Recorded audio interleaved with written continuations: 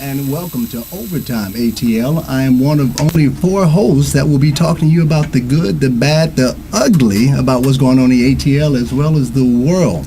My name is Terrence Carson, and I will let my co-hosts introduce themselves, starting with the one and only Harold.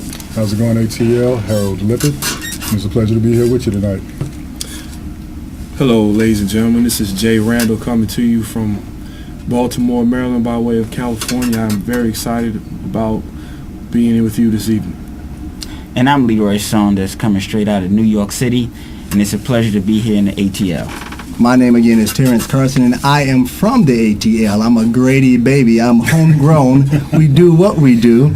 Got me here with these East Coast, West Coast, all these other guys, but they're bringing different perspectives about what's going on in the world today. We normally would start with probably some information about what we talked about last week, but since this is the first initial show, we're going to start off with what's on our minds. And again, I'm going to go with my man, Harold. Talk to me. What's on your mind, brother? Okay, well, we had a wild weekend this weekend in sports. Got our World Series set up with the St. Louis Cardinals taking on the Boston Red Sox. Wild weekend in college football. Many shakeups at the top. We'll get back to that shortly.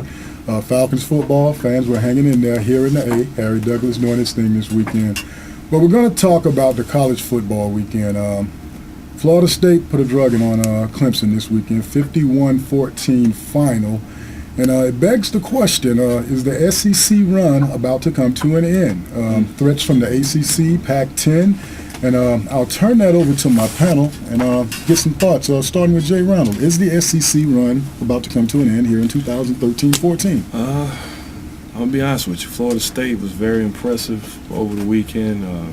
Clemson, Death Valley is probably about as hard a place to play as there is in college football. So Pac-10, I'm still not sold on Pac-10. So I would not be surprised to see Alabama take on Florida State in the BCS title game, and I'm going to go out on a limb to say that it's quite possible that I could see Florida State actually upsetting Alabama in that title game. Yeah, a lot of people, I think, would love to see Florida State, Alabama, but I just don't see Florida State leapfrogging Oregon at the 2 spot. I just don't see it with that high-powered offense Oregon has. I would love to see Florida State, Alabama, Florida State, Oregon.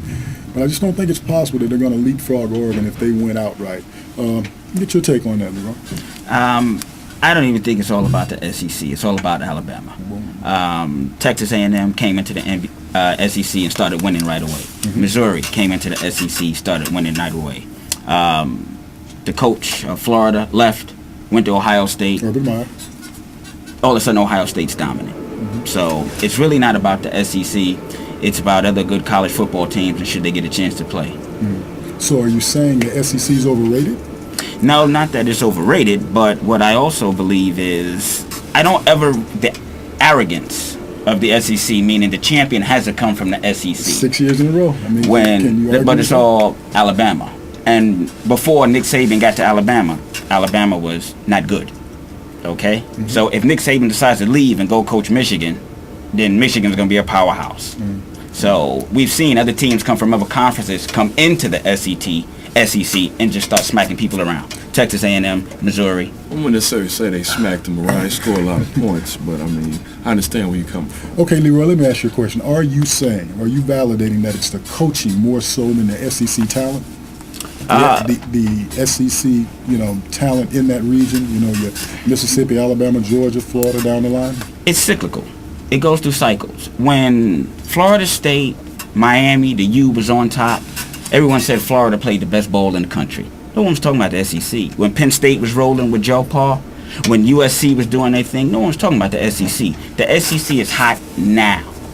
And I don't ever remember a time when Penn State and the Big East was rolling, the Big East champion has to play for a national championship. Mm-hmm. But now it's all about the SEC. The champion has to come from the SEC. 6 years in a row, you can't argue with that. That's unprecedented. 6 titles. Boise State came in here, Georgia, first game of the season. What happened? But that doesn't represent the conference as a whole. Wow. 6 titles. That's Georgia. That's SEC. Guys, I know you're sounding good. I love the college sports. It's all good, but I'm sure we got something else on our minds besides college football. I mean, we just going to talk about football or sports. Let me just say, Harry Douglas did what he did. I'm not going to take anybody's segment, but it is what it is. I am from the A. It is what it is. Georgia got beat down. Again, I don't know the stats and all that stuff, but unfortunately, they're not even on the top 25 of the stats anymore. But again, I don't know very much about the sports game. I leave that to my co-host. Real quick, Leroy, while you're here, I just want to know what's on your mind. It's got to be something besides just college football. Yes, I'd like to talk about the sheer disrespect and the utter racism going on towards our president of the United States. Okay, very good. I think it is an abomination how they treat this man. From going back to when Speaker of the House didn't want to take the president's phone calls.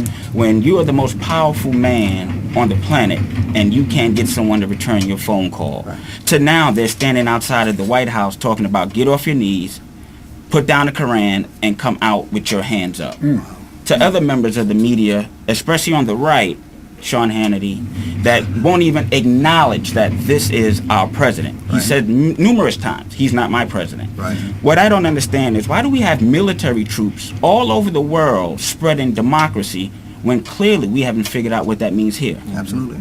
I thought democracy was when the people speak. Right. Okay? The majority have spoken. Get in line and follow. Okay. But it seems like a certain segment is only interested in dictatorship, right. Meaning unless we do what these people want, they're not going to comply. They're not trying to do what's in the best interest of the American people. Right, and as much as I agree with that, the sad part is we have to identify who certain people are. Unfortunately, my name is Terrence Carson. I got a Dr. Ben Carson we've all heard of. He's in the media now. Okay. He's talking about the Obamacare, a.k.a. the affordable health care, is the worst thing since slavery. I don't know if you've heard of that, but yes. That's on my mind. That's blowing my mind. I can't believe that so-called doctor, this is somebody that I was proud to have a namesake, Dr. Ben Carson. Cousin, I don't know the man, but it sounded good. This guy's saying that Obamacare, the worst thing since slavery. I'm just curious, is that just me or is that slavery? Strong statement. Slavery. No. Well, see, the asinine thing about that statement was Obamacare is the same mandated health care plan that the Republicans put forth in the 90s. Right. Newt Gingrich endorsed it in 1993. Absolutely. So I'm curious to ask Dr. Carson, was it slavery then? Did Right. you have a problem with Mitt Romney put forward mandated health care in Massachusetts? Absolutely. So why now that we have the first African American, all of a sudden this is content to slavery? Propaganda. Right, slavery. Gotcha. That is extremely deep. We've heard from Mr. College Man, Mr. We already know who the militant one is. I don't even have to say any names, but it is what it is. But I definitely want to roll right into what do we got? Oh, Jay Randall. We've not heard from him other than again. Let me his tell you what's college on my mind, segment. Terrence. You got to tell me, brother. You would think after the last several months with the Trayvon Martin case, and now we have the current case going on with Jordan Davis. Okay. And I don't know what is going on in Florida, and I have absolutely no interest in traveling to Florida anytime soon. But a recent case going on in this state, if some of you don't know, in Valdosta, a young man by the name of Kendrick Johnson, in January of this year, was found underneath some mats. Right. And he was found dead underneath these mats. And the bizarre thing about this particular case is his organs have been missing from his body. Right. And in replace of his organs, they were replaced with newspaper. Okay? Wow. The authorities Wow. have ruled that he suffocated underneath these wrestling mats at a high school. Now, I don't know if you were a sophomore in high school, when I was a sophomore in high school, I couldn't imagine suffocating underneath some wrestling mats. So, believe it or not, the family has hired Mr. Benjamin Crump, the same attorney who represented the Trayvon Martin family, and they are trying to get some justice, which we need in this particular case, and trying to get the authorities to release the surveillance tapes of the high school because, they have laws that protect juveniles. So hopefully we can get some justice for this young man's family, and it's just a shame that we continue to have our young men That's right.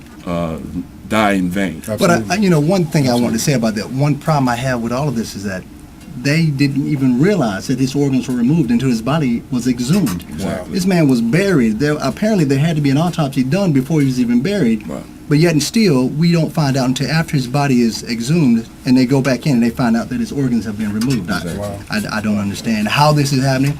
Like I said, the Trayvon Martin parents, speaking of that, I pray for them. God bless them. It wouldn't be me. I would have been judged by 12 as opposed to, what is it? Carried by 6. Yeah, carried by 6. Absolutely, Exactly. because I'm sorry. Exactly. It is what it is. I truly don't understand. But again, for those of you just tuning in, I definitely want to direct you to our website. It's OVERTIMEATL.com.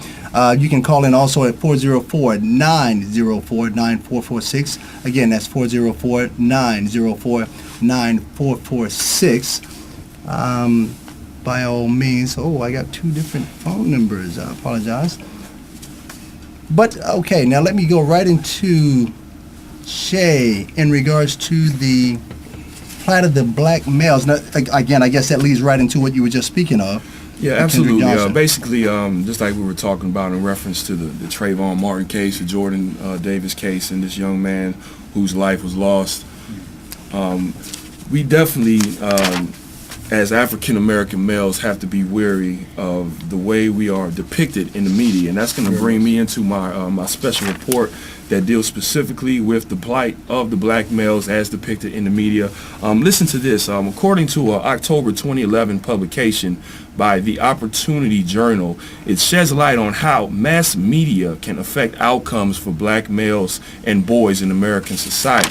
According to this review, there is an existing core problem that sociologists described as a troubling link between media portrayals and lowered life chances for black males. These researchers have discussed how distorted portrayals can be expected to create, as they say, problematic understandings and attitudes among audiences. They talk specifically about a general antagonism towards our African American males. There are exaggerated views of expectations and tolerance of race-based socioeconomic disparities. We have a exaggerated view that relates to criminality and violence. We have a lack of identification with or sympathy for black males, a reduced attention to structural and other big picture factors, and we public support for punitive approaches to these problems. According to these studies, they show that the media images have the greatest impact on the perceptions of these viewers and how these real-world experiences with the topic affect the outcomes of young African-American males. But in this article, there were some specific topics that I want to highlight. It talks about the most common role models for African-American males depicted in the media are only rap stars and NBA stars. Can we think about how many reality TV shows that we currently have on? We got Basketball Wives, and we have Love and Hip Hop, 2 very polarizing programs that deal with these particular topics. It also talks about how the psychology of these experiments conducted, they affect the people's ability to disguise or hide their biases. For example, there's a brain region associated with experiencing fear that tends to be active when whites view an unfamiliar black face, regardless of their conscious reports about racial attitudes. It also talks about how we view ourselves based on these particular programs, how it affects our self-esteem and our worldview about one another. And what do you guys think about those particular topics? Well, to me, it doesn't make sense because, first of all, you're dealing with an idiot, and you're never going to change the mind of an idiot. Right. That's just the long and shorter. So why even bother? Okay. As far as these negative images on TV, well, for every hip hop that's on there, Judge Mathis is on TV. Right. I watch Grey's Anatomy. I see black men running a hospital. I see nurses. I see doctors. But more importantly than that, black people are in every segment of society. Correct. And for me, it is so annoying to hear Because we bring it on ourselves. Because we are the only people that allow others to define who we are. Right. Okay. I don't care what you see 50 Cent in a rap video doing. Right. That's not how every black person talks. Right. There are black people that work in the stock market. Right. Are they pants hanging down? Right. Are they talking about, yo, son, let me get another 500 shares of that stock, yo? Right. No, they're not. Okay. Okay. So to sit there and say, well, guys like us are the exception, that we're articulate. First of all, I don't need you to validate me. I know Right. who I am. Right. Okay. Okay. Leroy, how do we change these perceptions, though? You don't. Because you cannot change the perception of an idiot. If you see me in a hood walking down the street, there's Right. either one or two things. Right. You're going to mind your business or you're going to be afraid. I can't worry that you think I'm going to do something to you, because as long as there are human beings on this planet, Right. there's always going to be an idiot. I Ignorance will always be part of mankind. I agree, but I disagree with that. I think we all have a responsibility. I think a lot of us, the Trayvon Martin, let's look at that for instance. This guy's walking in the subdivision with a hoodie on. Don't get me wrong. I mean, my sons have hoodies. I have hoodies. We walk around. We're black males. We understand that, things like that happen. My problem is, it's the images that the rappers have portrayed Exactly, that I think they exaggerate or they exemplify or they, what is the word I'm looking for? They place this image out there and they lead others to believe that that is who we are. Unfortunately, our young youth are following that. They're perpetuating that image they see. Jay-Z, over 40 years old. This man sags still. This man's 40 All right, years old. so He's let sagging. me- Now, he's a multi-millionaire. Don't get me wrong. I think there's a responsibility. But he also wears suits. But right. But see, the problem is that they don't remember the suits. Just like what you're saying. They don't remember the suits. They remember the sagging. Exactly. Okay, so let me ask you a question. On cable TV, how many channels are there on cable? Hundreds? Yes. Thousands, exactly. And how many music rap channels are there? BET, Right. MTV, Only a it's few. like 4 or 5. Absolutely. So how in the hell do we allow the rap community, which is the poorest, Right.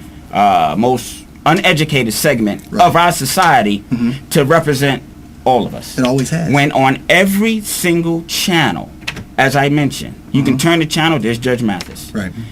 Any news channel, Right. Monica Kaufman, Sue Simmons, I there's like- a black man named Sue I like Tyler what News. you just said. No, I'm sorry. Go ahead. But Terrence, what you have to understand with the youth, it's always going to be a choice. Right. It's going to be a choice with the youth, and they're going to gravitate to what's hot, what's now, what's Right. in, what's hip. And I do hold the mainstream media, the rap community, the NBA, NFL, celebrities abroad responsible. Right. Because you have a responsibility to what you're Absolutely. putting out there. Absolutely. Who remembers the movie Hollywood Shuffle? Anybody We all remember do, that of movie? course. And you remember the famous line when the grandmother was getting on Robert Townsend and saying, you don't have to go out and make these pimp movies. Right. There's work at the post office. Right.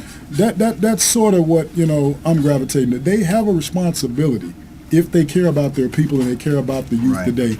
Let me tell you something about drugs today and mainstream drugs with our youth today. It's fashionable today. When they hear it comes out of a rapper's mouth about a Molly, about, I sold a key, I did this, Tony Montana, they gravitate towards that. Right.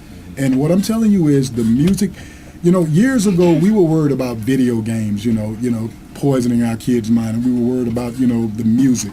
But it's a direct hit now from the hip-hop community Right. at every concert and every track they release, because there are subliminal messages in the music that's going straight mainstream to our youth. Right. So I do hold them accountable, and I think they do have a responsibility to clean it up. Absolutely. Because it's a direct hit, and it is affecting our community and our youth. Right. Well, I have to talk specifically about, like I said, once again, the images.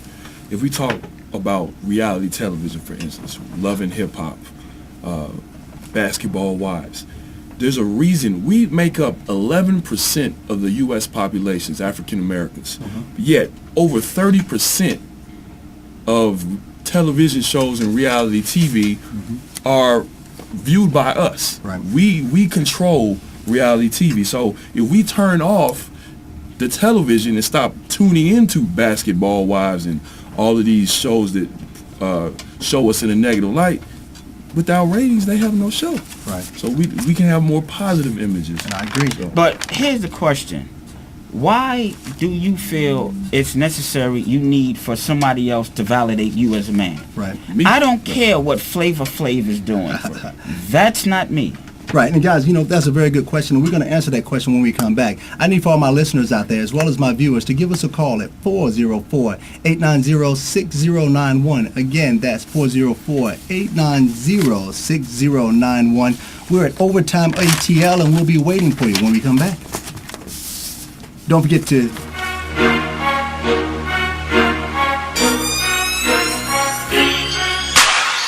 This process of training for the NFL is rigorous. It's not going to be the way that you want it to be. You have to be willing to do whatever it takes to reach the top. If you work hard and repetition, then you're going to get better. The draft is a process, and if you can stick to that process, you have a great opportunity to make it. Who will undergo the test to seal their fate for draft the hard way?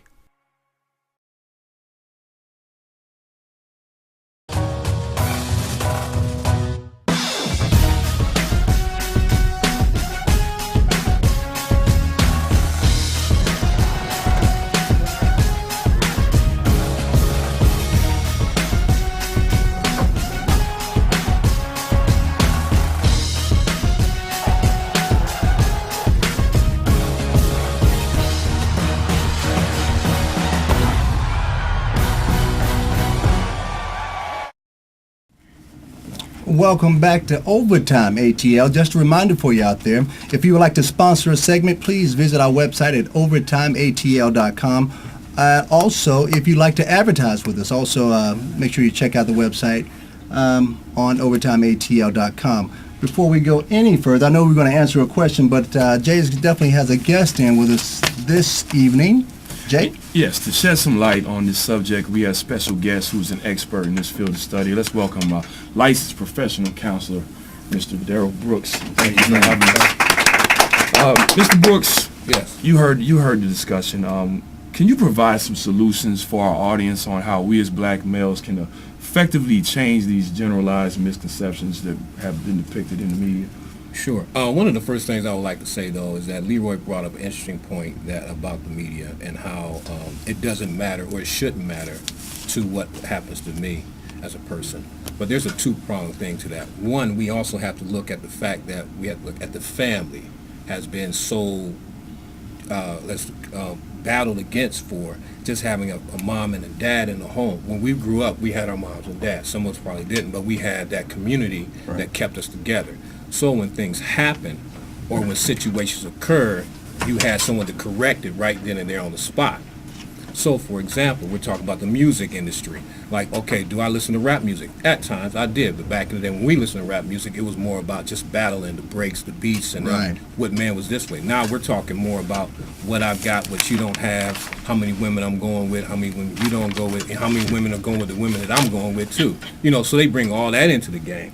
And then it's definitely subliminal, because these messages are really perpetuated towards these young people to start feeling more towards being more vigilant, more violent, more aggressive, against anything. When we listened to our music, what we had to do when we heard mom and dad come in, we was turning it down. Now we're broadcasting. We don't care who's there.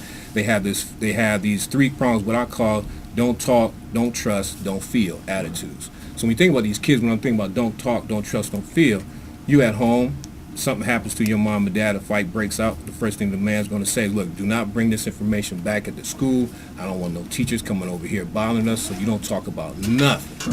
You shut that down. Then from that, you go from don't trust to don't feel, and those are things that keep coming into that rap music. Right. Can you also talk about how these stereotypes perpetuated in the media affects our psyche as black males? Sure. First of all, let's go back to these reality shows. Y'all talked about the Real Housewives of Atlanta. Let's put it this way. I'm gonna put it out there. I don't pull no punches. I'm a different type of therapist, so you're gonna get the real. Thank you. They perpetuate more of the homosexual male on these shows, broadcast that louder, and then when you have a decent guy that's trying to do something, he either gonna be broke, he's either stealing the money, or he's exploiting the girl in the show. You think about it. Watch what happened in Real Housewives of Atlanta this year. You're gonna see a dude that's probably a decent guy, got a decent job. All of a sudden now, supper club. Remember the guy, the married guy with the one model, supermodel. He had that club. The club broke down. He was trying to do something with the business, didn't go too well. So he had a failed business. All of a sudden they keep talking about the failed business, but also you have the other guy, I forgot the guy's name, that wears a little bow on his hair and he's supposed to be a singer or something like. He started going up. They start wearing heels and rolling everywhere. So you're going to see how they devalue true heterosexual males, Right. underestimate us, and then marginalize us in a way that doesn't allow us to move forward. So those are the things that I see in the media as well, even with sports. If an athlete's doing real good, the first thing that happens to that athlete, if he's having a problem, they don't talk about the problem, they just talk about he's a failure. Right. You know? So, but let me ask you a question. How does what we see on TV, right, compares to, I work side by side with this guy in my law firm every day. He's not like what I see on TV. I work side by side with law enforcement, bankers, accountants, you know. Like I said, black men are in every sector of the economy. Right. So if you work side by side with a black person, but yet and still, you can still watch a TV show and then come back to your colleague and say, yeah, yo, bro, yeah, whatever. How does that, I don't understand, how does that compute when you see right here, here's a gentleman in a certain tie, he doesn't speak like that, he's graduated from Harvard. Right. But now you want to say, you guys are all like 50 Cent. And the way that happens is because we all have this mentality that we compartmentalize things. Let's put it this way. You hang out with your man, we wear a suit and a tie, and you go to the corporate America, you do your thing. Once we leave, we go into our bars, stuff like that. We talk in our regular lingo, right? You're not going to talk the same way you talk on the job, the way you do when you're hanging out with your boys, because they're going to look at you like you're crazy. Like, wait a minute, come on now. You know, you're going to have to give it up. And so when we look at that and we see how that works with the mind, we have to be able to shift back and forth. The problem is that those who have that education or have that knowledge or that training, I'll call training, if we're not saying like, you know, truly went to a 4-year school, that they will know how to do it. Right. But what's happening is that type of thing is not happening.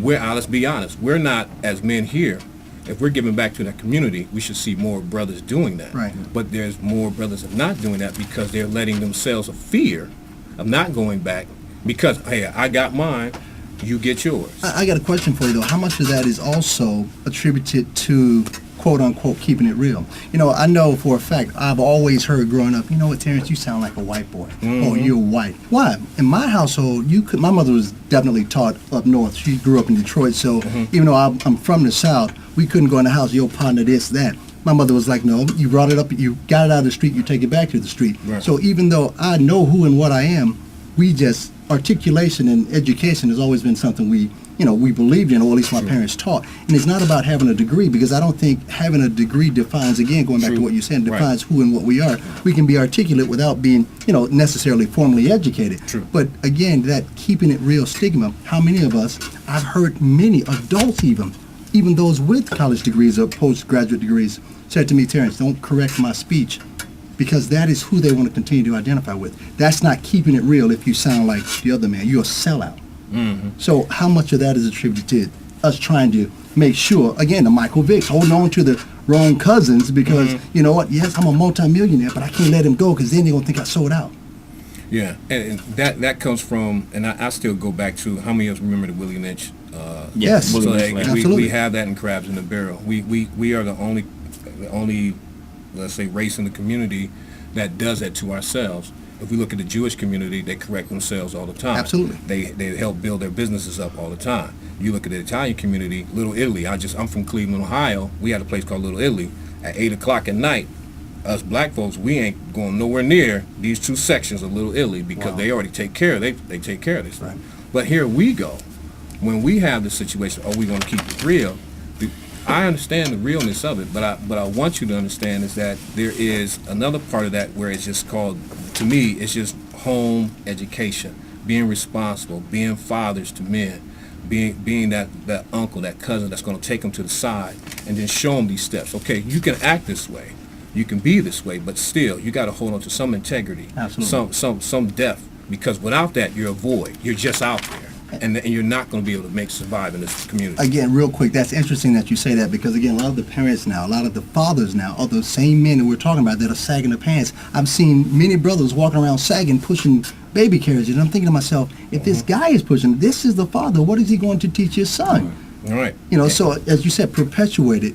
I'm trying to understand when and where will it stop with us.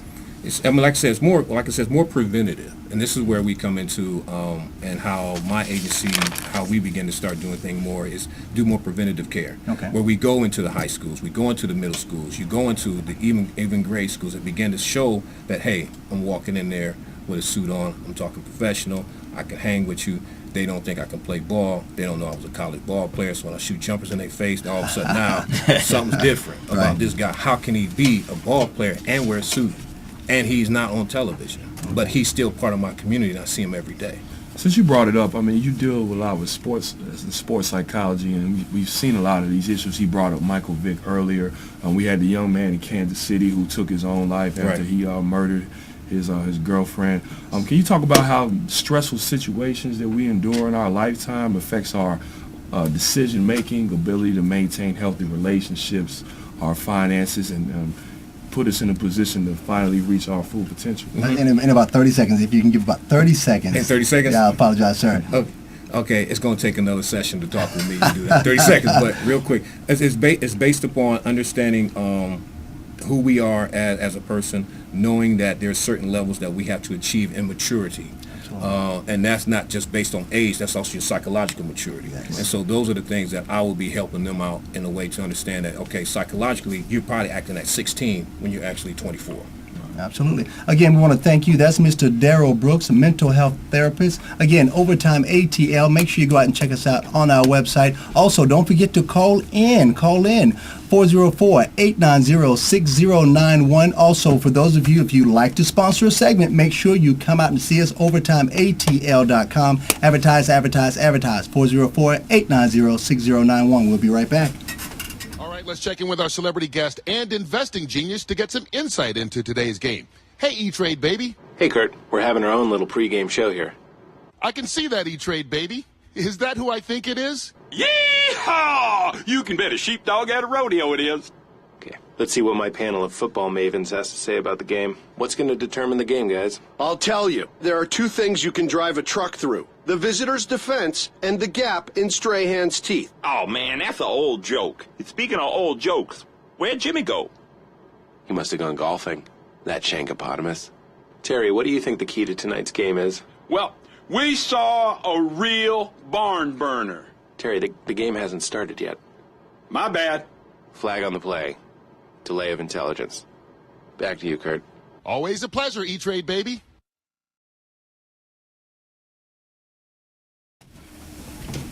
Welcome back to Overtime ATL. Again, we are here in the ATL. I apologize. Kind of got lost here. My man Harold has a sports update and prediction for us and let us know what's going on, as well as a guest for you. Okay.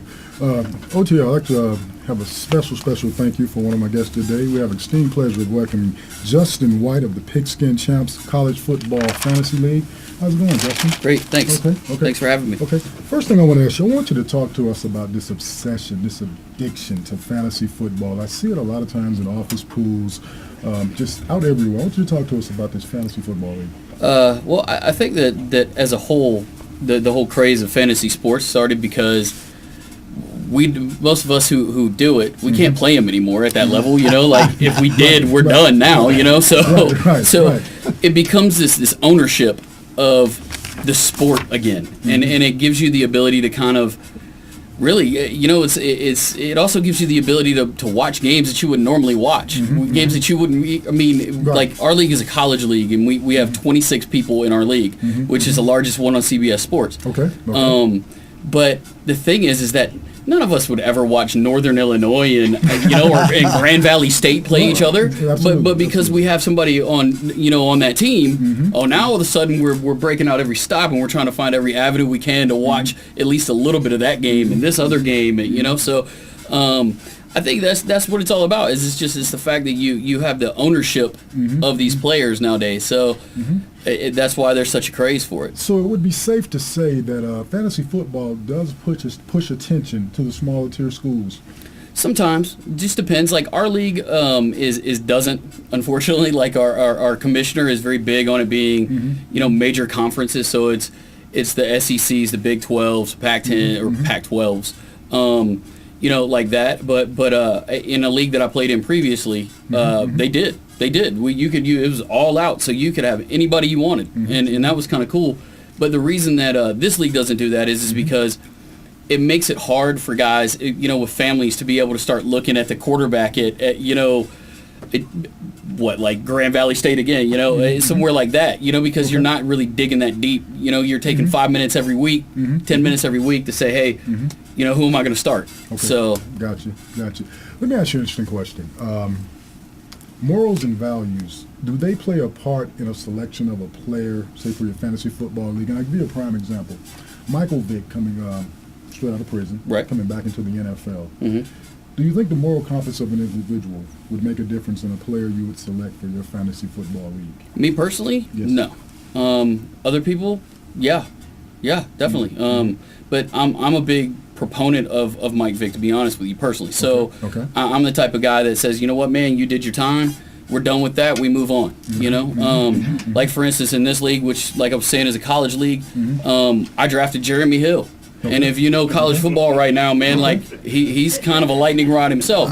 But you know what? I didn't care. At the end of the day, it was about the fact that he produces. In terms of his moral character, I'm not a moralist. It's not my job to judge what he's doing. You know what I mean? I am a Christian, and I hope that he does better. But I don't know the man personally. So at this point in my life, I can't. I need him to play well. To be honest with you, that's what that's about. So Right. Okay. Very good. Now I want to talk to you about the fantasy football league office pools, and I want you to do a comparison for me. Fantasy football versus, say, the March Madness pools that we see in the office pools. And kind of give me a comparison of the two. I think March Madness will probably always be more popular in the office pools. And the reason is because it's shorter term. Okay. It's not a long commitment. It's you sit down, you create this bracket, you flip coins, you look at colors, whatever it is. Games. Whereas with fantasy football, you have to go in and you have to, this guy's hurt, so now I have to pick somebody up off the waiver wire, or this guy's not playing well, so I have to find somebody else. There's more of a commitment to it than there is with March Madness. Okay, gotcha.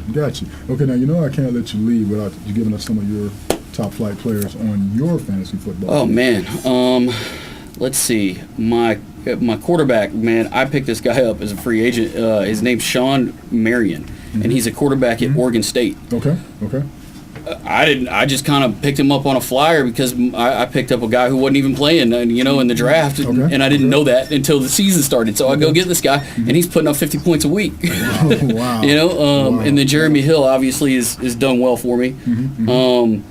Then last week my defense was Baylor, and they put 50 points up on the board because they won 71-7. How do you go about like scouting sleepers and Good question. Man, the two ways that I do it is I look at what the projected points are for that player, because a lot of leagues give you that for each week. The second is who they're playing. Okay. I mean, like for Baylor, I was like, okay, I'm playing Baylor. They're playing Iowa State. Iowa State stinks. It's just I didn't expect 50 points out of them. But do you have a particular website that you go to get the background information on these guys? Not really. I mean, most of the information I get is off CBS Sports, which is all right there. It's all packaged into the deal. So you're pretty much on your own getting your research and doing your own research per player. Oh yeah. Okay. Ain't nobody helping you. Guys, I gotta ask, because I know there's some ladies out there wondering, what is this fantasy football stuff we hear about all the time? And some of us don't necessarily play fantasy football. So what exactly is fantasy football for those ladies out there that are tuning in going, this man is knowledgeable, he's a guy. I want to get to know him, but I don't know how to talk fantasy football. I would say the best way to put it is that you draft players from, in our college league, you're drafting them from colleges. In the pro leagues, you're drafting them off pro teams, and you're basically creating your own team out of players in the pool. Gotcha. So as they play, you get points for that, and you're playing another guy head to head, and so those points, all accumulate, and whoever has the most points wins the game. Okay. It's pretty, it's pretty easy. I've actually I got my wife involved. Okay. I had a coworker that her now husband wouldn't let her play. Okay. And I was like, all right, I said, you're like, some leagues actually allow co-managers. So I let her become a co-manager on my team. I showed her what to do. The next year she won the championship in her league. Absolutely. Beat her husband. So stuff like that. I want women to play. The more women that play, the better it gets, and the more fun it becomes. That's my personal take. So but basically, a couple that plays together stays together. I agree. Yeah. There you go. Okay. I mean, at least in my house, but we're also praying too because lots of times our players are getting hurt, so we're like, Lord, please help us find another guy. Of course, I hate to wrap it up real quick, Harold, but I know we definitely need your predictions, your updates, what you got before we actually go to another commercial break. College football. Right now, I don't see Florida State leapfrogging Oregon if Oregon runs the table. At 1-2, Alabama, Oregon State, I think that's going to be a national championship if they run the table. Missouri, Alabama, SEC title game, who knows? But right now, my prediction is going to be as it stands. Alabama at 1, Oregon at 2. Justin, Mr. Fantasy Football guy. I'm going to have to disagree with you. I'm Alabama, Florida State, and I'm a Georgia grad. Bulldog born, Bulldog bred. When I die, I'm Bulldog dead. But so the Alabama thing is a definite. Got to rep the conference. But I say Florida State, and the reason is because the way that they just walloped Clemson. Okay. I mean, that was a straight up beatdown. Okay. Right. So it's like there's nobody under them that can meet it. Quick question: if Florida State and Oregon runs the table, do you see Florida State leapfrogging to the 2 spot over Oregon? Well, yeah. I mean, in the BCS, they're already there. So when the BCS polls came out today, it's 1 Alabama, 2 Florida State, 3 Oregon. Mm-hmm. And they're saying it goes the other way, but I think strength of schedule is going to come into play. I think the other thing we got to take in consideration is the game's still left on Oregon's schedule. I mean, they still have to play UCLA. They still have to play a championship game. They still haven't played Stanford. So I don't see anybody in the track meet that can stay with Oregon. Anybody? I don't know. We how many times have we said this over the last course of the? I mean, Oregon has looked like this for basically the last 5 years. Real quick, guys. So I'm sorry to interrupt. Real quick, if you want to get in touch with Justin and the Pigskin Champs, Justin, how do we do that? Well, actually, I gave our commissioner's information. His name's Tommy Cloud.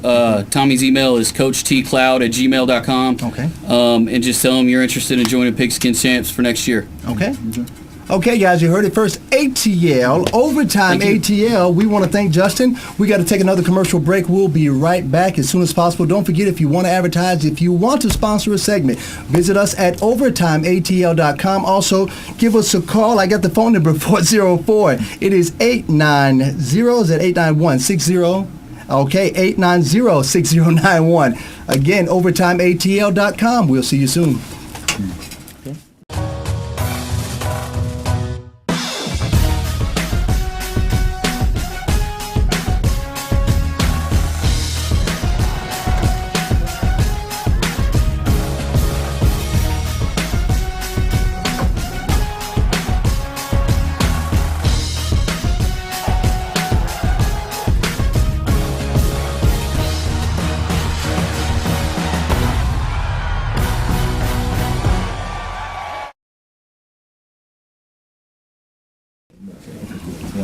Welcome back. Overtime ATL.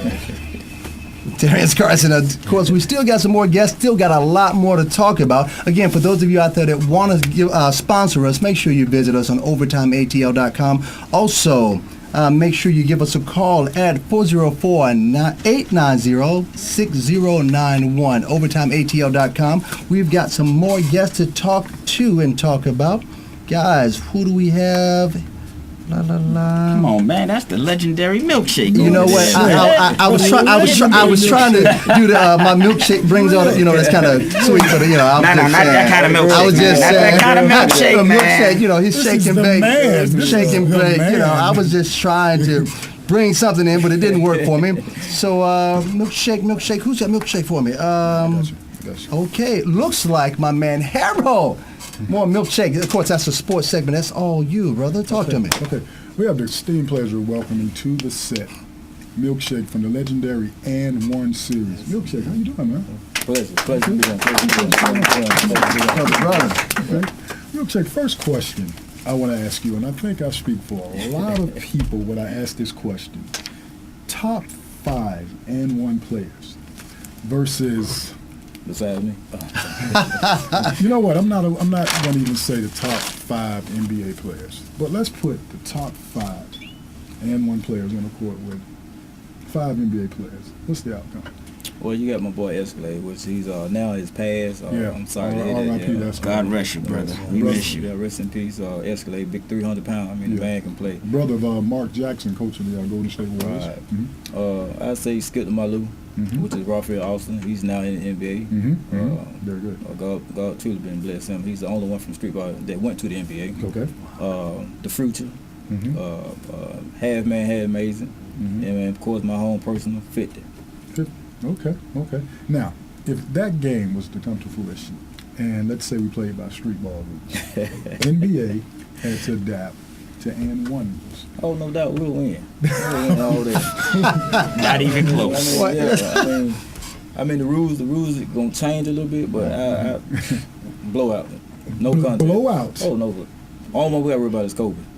Kobe. That's right. Kobe played street the man. ball. The man. Yeah, Really? Kobe also was a street ball player as well. The only other guy I might say is Chris Paul. Chris Paul? He may give you a little trouble, but other than that, I think you win hands down. But them two guys, you might have a problem. Oh yeah, Chris Paul. Now me personally, I would love to go Chris Shaw. He's one of the players now I envy right now. To me, in my book, in the top 5, I had to give him number 2 at the spot right now. Okay. Because the man got manhandling skills. Yes. I mean, he got manhandling skills. He remind me when I was playing in my day. But as I got older and knees wore out on me. So I would love to go against. So Chris at number 2, you got Derrick Rose at number 1. Oh yes, no doubt. You know, read my mind. There you go. I mean, the man. I mean, today a lot of people don't understand. Derrick Rose, his mindset in the game is phenomenal. I mean, he don't the lifestyle. He don't look into that. His is the passion of the game. Like Absolutely. me, the money. I tell everybody all this. If you just playing for the money, you might as well don't play. Play for the love of the game. There you go. Because once you play for the love of the game, you go stats and the money. That's automatically gonna fall in. That's what I love about Derrick Rose. His passion for the game is phenomenal. Now you bring up an interesting question. Playing for heart, playing for the love of the game. Is that something you would equate more to the street ballers than the current NBA players today? More passion, more love for the game than what we see in the NBA, the flash, the flair, the ballers, taking the money and running. The younger guys today, I mean, I look at, they all into flash. I mean, I see it. I mean, if you look at their performance, going after the game, I mean, the partying, the jury and the stuff. I mean, the young cats in the NBA, I just don't see it. They don't have no kind of passion. Because I can take you back when Kwame Brown was drafted. Okay. 2003. Michael Jordan, when they got this guy out of high school in Brownwood, Georgia. When he got in the league, straight out of high school, what did he do? Nothing. Until today, he's still playing. He have not. So his stats probably all got zeros on it. I mean, it is what it is. You know. And the lifestyle, it got him. Okay. And then some of the young players today the same, because they have not shown no passion or to the veterans that are playing the game that they have not showed it. I mean, it's the average and one street player, and we talked about the ones that did make it. Do you think making it into the NBA, making it into the league, they would hold that more wholeheartedly, be more grateful, and do the right things, as an NBA player? Oh yes, no doubt. Yes, I mean, I can take myself as, for example. I wish I had the chance to go, but I did play semi-pro ball. Okay. So everybody fortunate, someone ain't fortunate. So yes, Okay. I just got a quick question. I'm sorry to interject. No, please. If a person wanted to play and one ball, how do they get involved? How do they start to play? Does that start in a rec league? Does that start with somebody like yourself noticing somebody on the court with manhandles and skills and? No, well, we come to city to city. We have an open run. Okay. Open run is you come in and show your skills, your dribbling skills, your shooting skills, and we have contests. We go everywhere. So when we allow the open run, we allow the players to come in, show you stuff, get your little team, and we have like judges like we got up on the crew right here. Okay. And we see what they can do on 5-on-5. Okay. Very good. Okay. What are the age groups? Oh, the ages from 5 and up. Oh, 5 and up? Yeah, we even have females. We even got a lot of females now. Wow, it would shock you. Females and one. Okay. How long have you been involved with N1? Going on 17 years now. 17 years. 17 Brother, years. you look about 20 years old. Well, I'm 45. 45. Whoa. 45. See, that's living right. Yeah, and one. That's N1. And yeah. one. The N1 diet, huh? Yeah. So when I was growing up, when I was growing up, 5. when I was growing up, I used to watch street ball when the gold trials came. Yes, sir. Back in the 40s.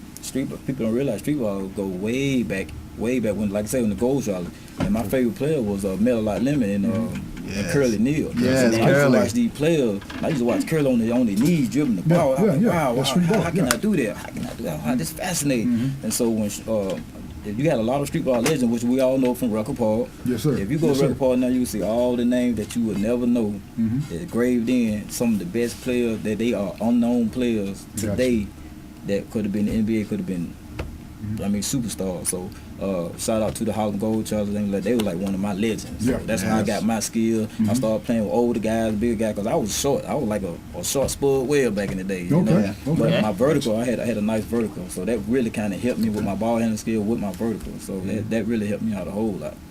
Okay. So talk to us, Milkshake. What are you doing currently right now today? Currently right now, I'm one of the coaches at my church, at Beulah Baptist Church. Okay. We have a youth program. I coach 12 and under. Okay. So Very good. From the grace of God, I'm glad that I have the talent now to give to the younger kids and show them what not only just basketball, but the responsibility that comes with basketball. Absolutely. Okay. Like say dress code. I got a problem with kids today with these sagging pants. Right. So you come in our church and gyms. Right. I mean, we don't allow saggy pants, so we try to discipline mentally instead of physically. So we try to get their mind right, because like in basketball, we have to dress when we go out of town. Absolutely. So it's not just basketball, but we have other things that too that go with basketball. That's a great lead-in to an earlier segment where we proposed the question: do you feel it's the responsibility of certain individuals to our youth to present themselves a certain way? We're talking about the saggy jeans and rap videos and things that they're exposing our youth to. Do you think they have a responsibility to the youth? Oh yeah, it's definitely a responsibility. It's up to the individual. But like I say, the kids, they look at other images, so they looking at the other superstars. So if they doing so, of course, like, well, if Michael Jordan do it, so I'm gonna do it. But no, you can't. It's up to the individual itself. Let us know, how can we help your church sports program? How can we get players to sign up? Just go to you can get in touch with Freddie Collins at gmail.com. She's over the youth program. It's at Beulah Baptist. Our pastor's Reverend Black. They can come in. You don't have to be a member there, but you also you can just come in and walk in and sign. Just sign up. Okay. Okay. I have a little more spice to this now. You heard it first on Overtime Atlanta. My man Milkshake said it would be a blowout over the NBA. So I want to propose another scenario to you. Dunk contest. You know how much problems we're having with the dunk contest, All-Star Weekend. Yes. Top 5 dunkers from N1 versus the top 5 dunkers in the NBA. LeBron James, a younger Kobe Bryant. So you want a contest? Yeah. Top 5 N1 versus top 5 NBA dunkers. I put Spider against LeBron any day. Reason why? Whoa. Spider is 5'9". You ain't gonna find too many 5'9" players with a 44 vertical jump. Whoa. You gotta look at LeBron, what, 6'6"? Wow. Yep. That's normal. He's a power dunk. He's really not a highlight dunker. If you watch LeBron over the years, LeBron James is a power dunk. He's really not a highlight dunker. You have never seen him windmill. You have never seen him between the legs dunk. He's not a Spider. 5'9". Okay. The man can jump out the gym. Okay, you guys heard it. Spider will outdunk LeBron James. You heard it first from the man Milkshake and N1. We're about to take another commercial break. We need for you to make sure you come out and check us out, OVERTIMEATL.com. Also, we will list all of this. We will list all of the information on our website, so make sure you come out and visit us. That way you can get in touch. If those of you think you got skills out there, go see my man at Beulah Baptist Church. Go see Reverend Black. Yes, indeed. You don't have to be black. Just go see Reverend Black and Beulah Baptist Church. We'll be right back. Overtime ATL.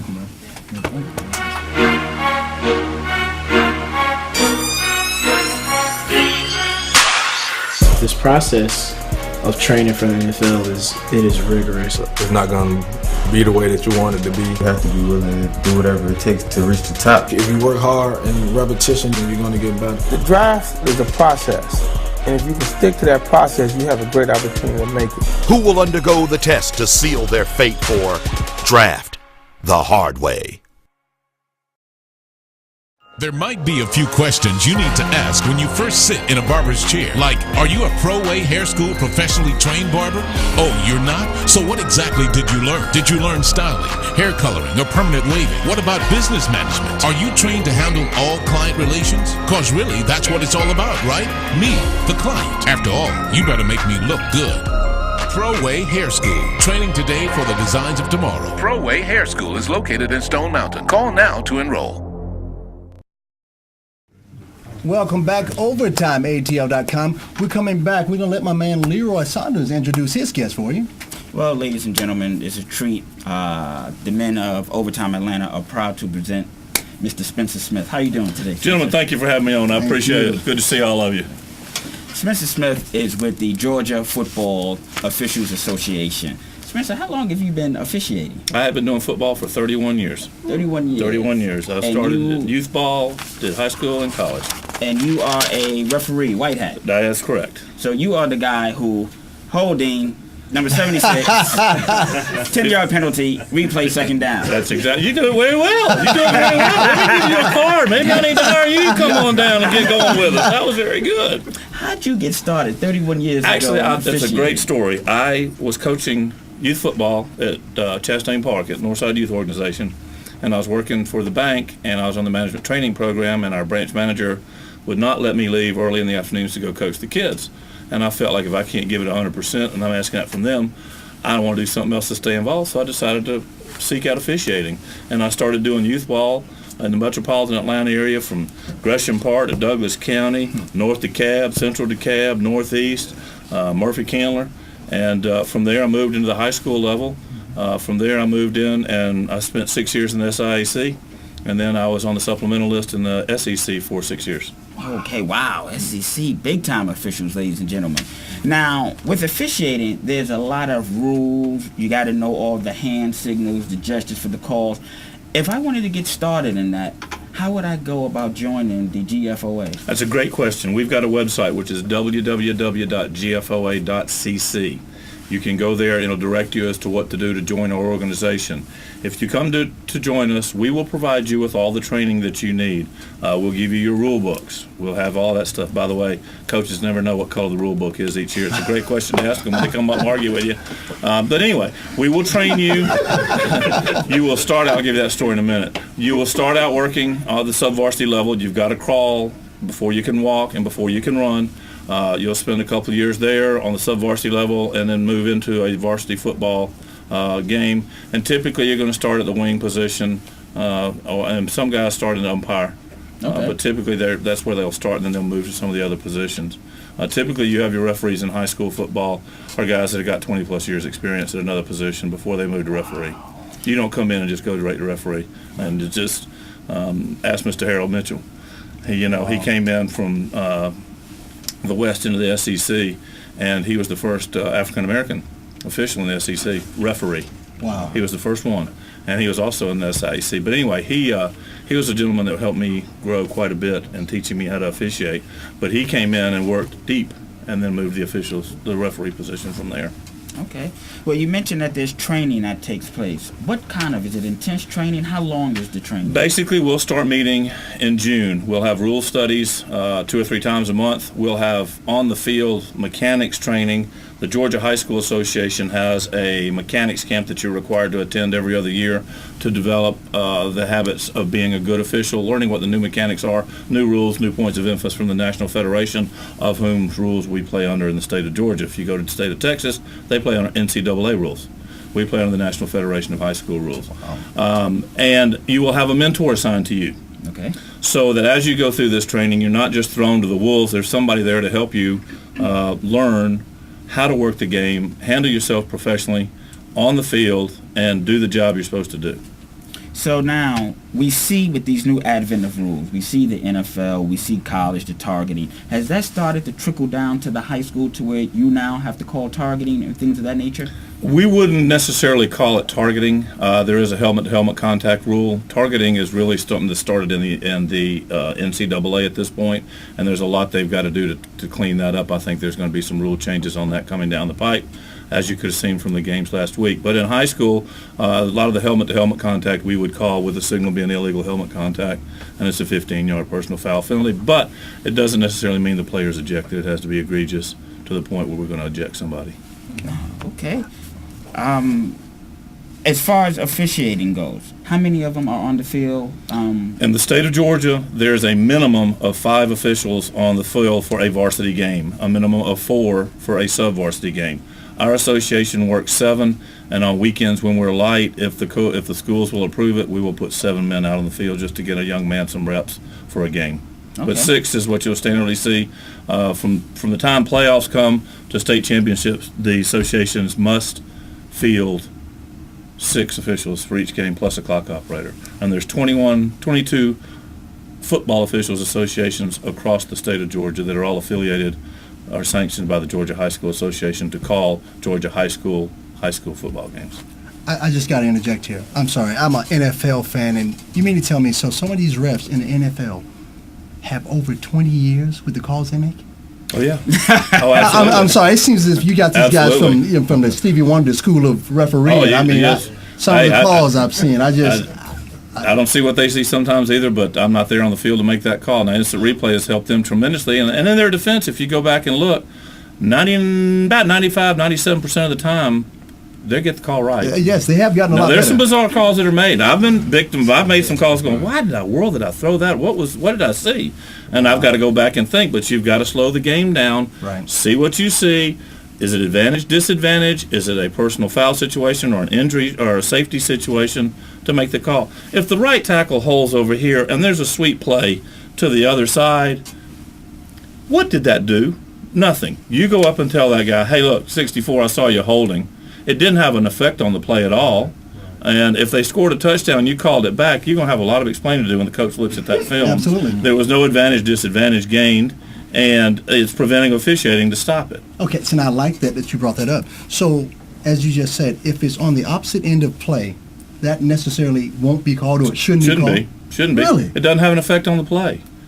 Didn't know that. Now, there's a safety issue. If he grabs his face mask over there and yanks him to the ground, that's a different story. Right. But if the ball's carriers 5 yards down the field and he's still holding the guy on this side of the line, they're just playing fisticuffs for all we care. Wow.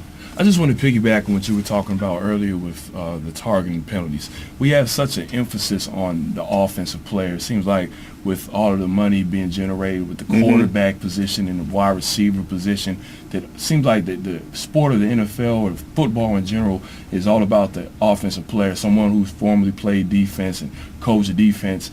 I have some concerns for how do we protect our defensive players. It's like yesterday in the game, you saw Brian Cushing suffer a PCL injury because of a pass protection hit by Jamal Charles shot block. Like how can we get rid of those type of plays so we protect our defenders? It's going to be tough to do because as they say, the offense sells the games and brings in the money. It's the points on the scoreboard that make the money. Safety is a big factor, and you've got to coach your players to perform at a satisfactory level that is within the rules of the game, and also from a safety standpoint, they've got to tackle correctly. You don't go down with your head like this and hit right here. Right. That'll get you ejected out of a game in high school automatically.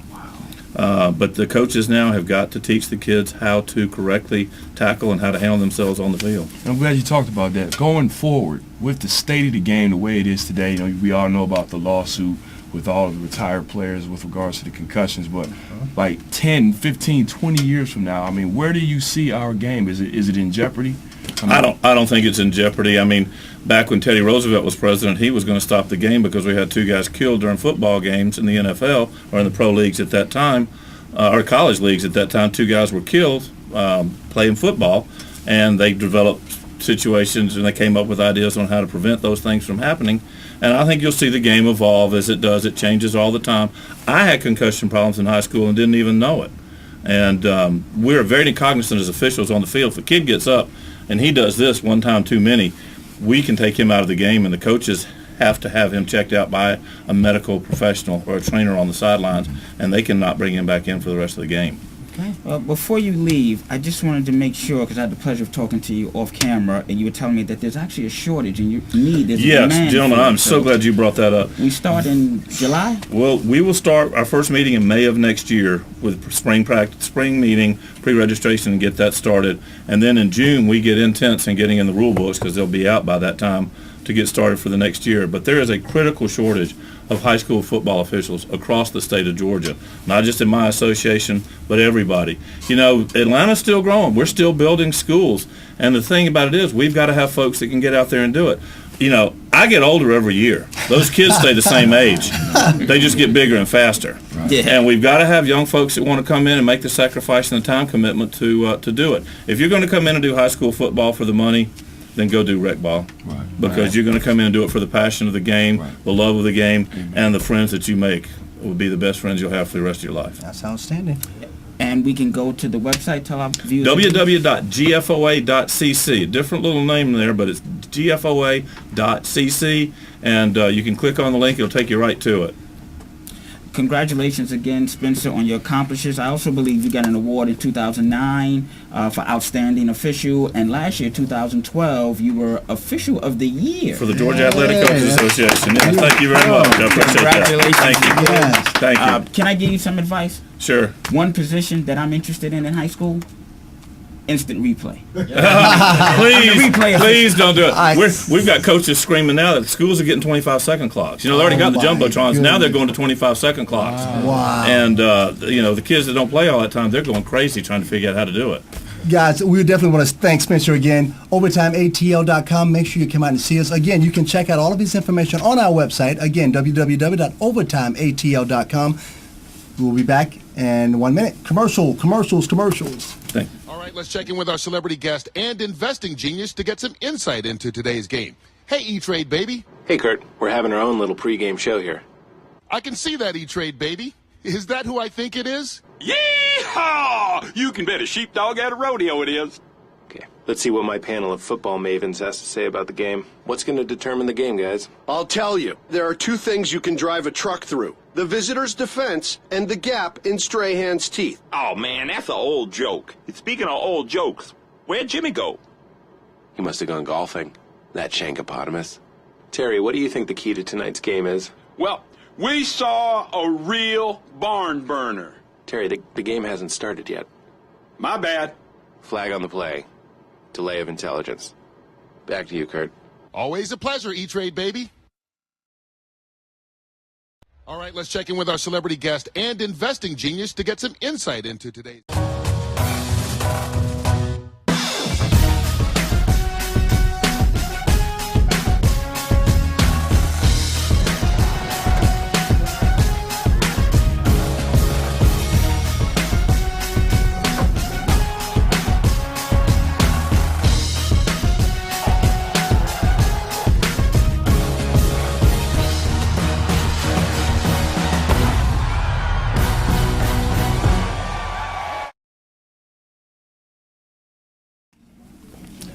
Welcome back. Overtime ATL. I am Terrence Carson again with one of my co-hosts. I've got Leroy Saunders. I'm sorry, Leroy. I apologize, sir. It's all That right. sounded so nice, Leroy. Yes, I'm Leroy. I haven't been called that since 4th grade. Sister Lunciata. I apologize, but again, we're coming back. We have more guests for you.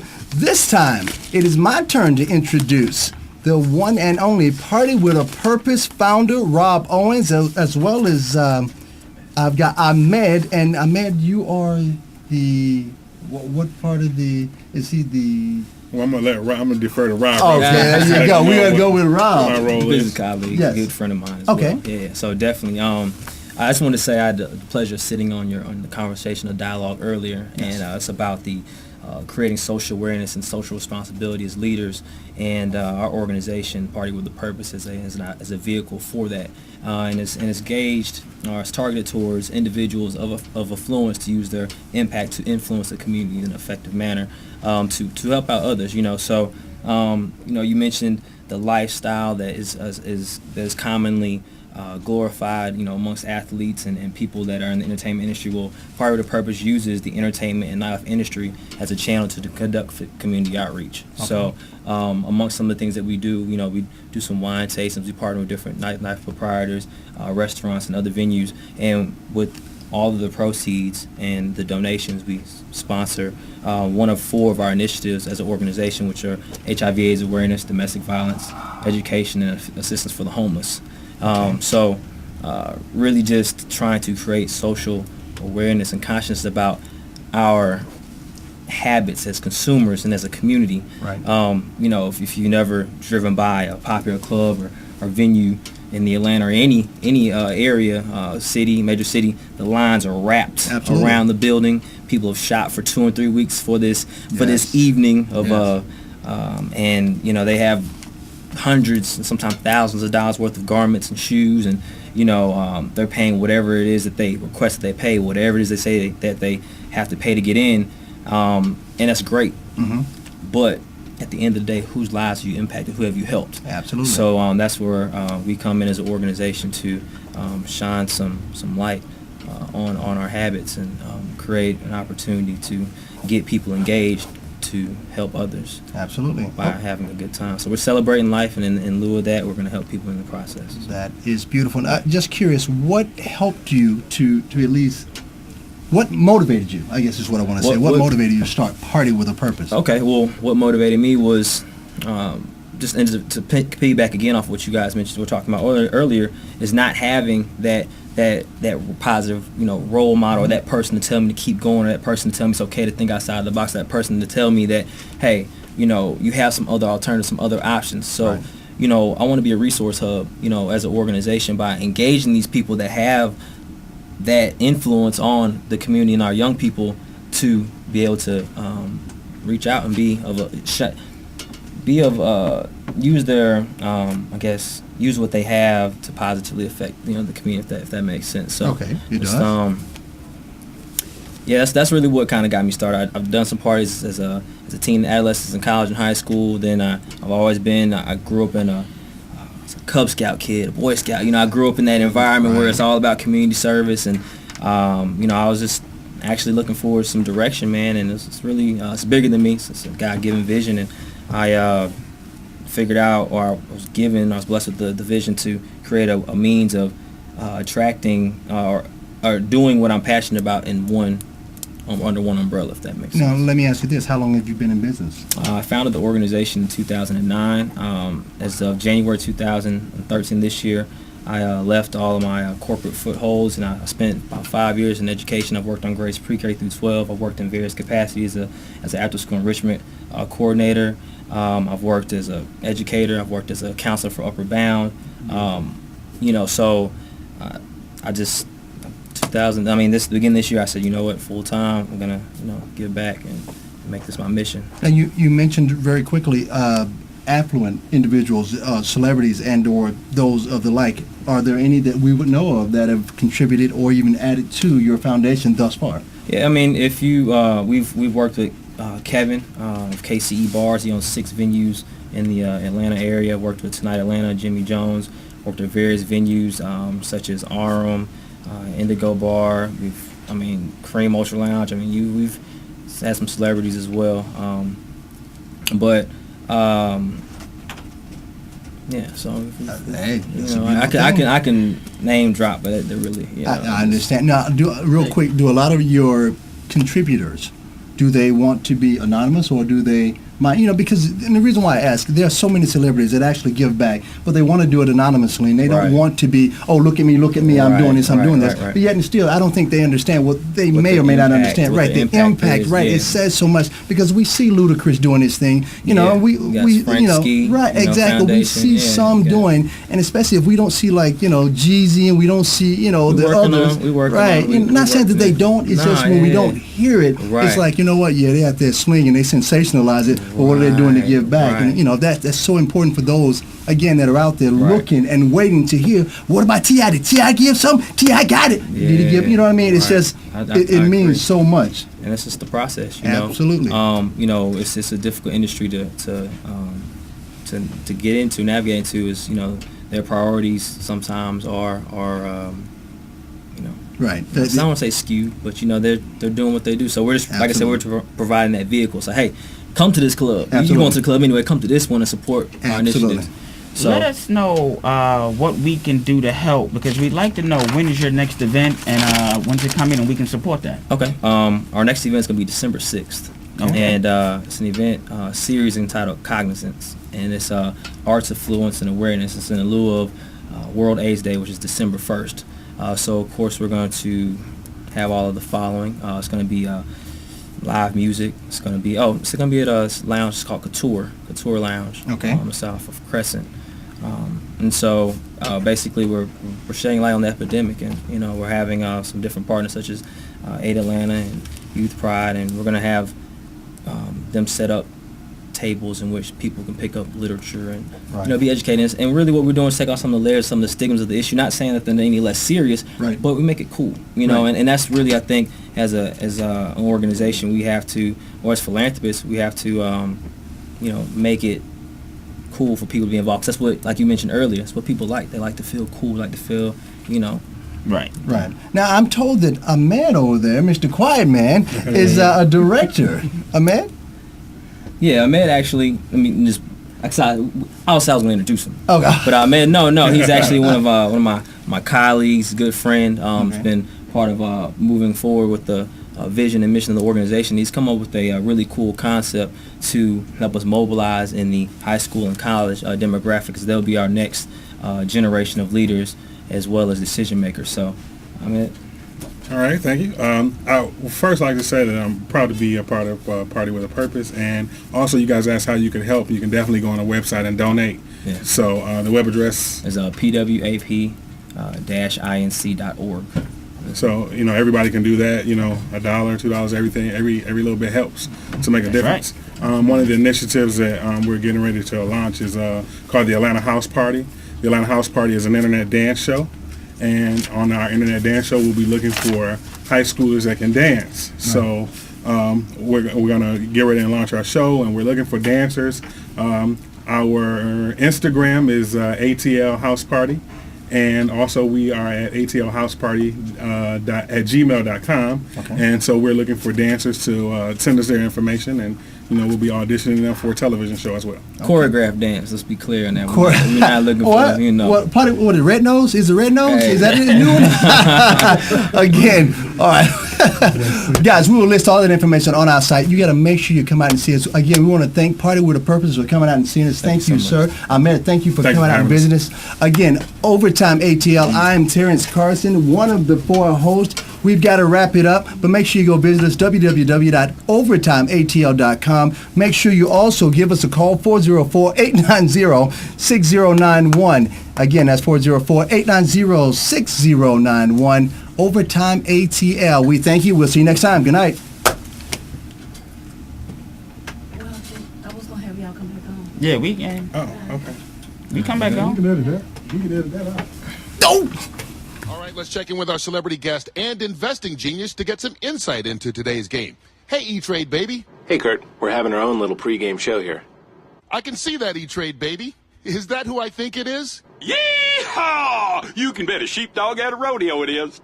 Okay, let's see what my panel of football mavens has to say about the game. What's going to determine the game, guys? I'll tell you. There are 2 things you can drive a truck through. The visitor's defense and the gap in Strahan's teeth. Oh, man, that's an old joke. Speaking of old jokes, where'd Jimmy go? He must have gone golfing. That shankopotamus.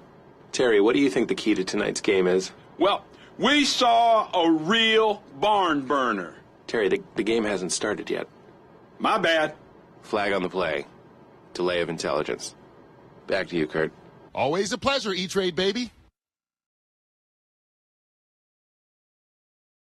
So we just saying goodbye, right?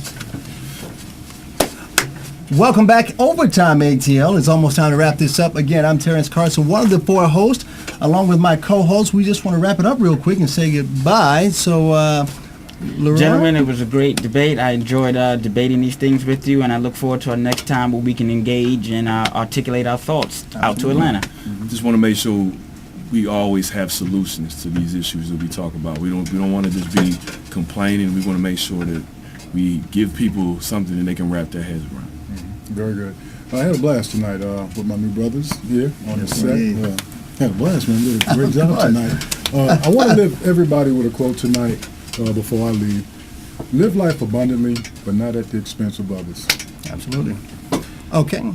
Yeah, I'd just like to thank to be a part of y'all's crew, man. So it's going to be nice, man, to hang out with y'all for the first time. So thank you, ATL. Thank you for everybody. And we're just going to keep the peace and keep it going. Okay. And also, don't forget, we're going to wrap it real quick, but I definitely got to mention our correspondent we got out in the field. Anthony, you did not see him, but don't forget, he will be definitely ringing into us. I want to thank you again. Overtime ATL, Terrence Carson, and the rest of my co-hosts, good night. Thank you again. All right. Overtime. ATL. Spotlights, so you know it's overtime. ATL. Overtime. so you know it's overtime. Yeah. Overtime. Yeah. Spotlights, so you know it's overtime.